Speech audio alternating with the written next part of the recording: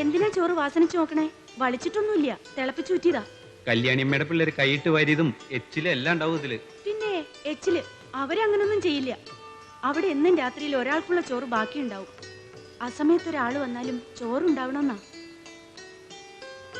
അത്താഴത്തിന് അരിയിടുമ്പോ കല്യാണിയമ്മ കാണാണ്ട് ഞാൻ ഒരു പിടി കൂടി കൂടുതലിടും. എന്തിനാണെന്നറിയോ കുട്ടിക്ക്? പഴഞ്ചോറ് കൂടുതലുണ്ടാവാൻ.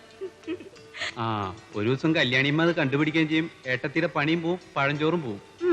അടുത്തൊന്നും ഉണ്ടാവില്ല. 3-4 കൊല്ലം കഴിയുമ്പോ കണ്ടുപിടിച്ചോട്ടെ. അപ്പോഴേക്കും എന്റെ കുട്ടി വലിയ ചെക്കനാവില്ലേ? പിന്നെന്തിനാ ഏട്ടത്തിക്ക് കണ്ടവരുടെ അടുക്കളപ്പണി? അമ്മ എന്തിനാ അങ്ങനെ എഴുന്നേറ്റ് കിടക്കുന്നത്? എത്ര നേരം വെച്ചാ കിടക്കുക? മടുത്തു. മോളെ, കല്യാണി നമ്മുടെ ഇളയ കുട്ടി അന്വേഷിച്ചു വന്നിരിക്കുന്നു. മൂരിക്കുട്ടി അഴിഞ്ഞു പോയത്രേ. നന്നായേ ഉള്ളൂ. അടുക്കളപ്പുറത്തുള്ള ചോന്ന ചീര മുഴുവൻ തിന്നണേ എന്റെ ഈശ്വരാ.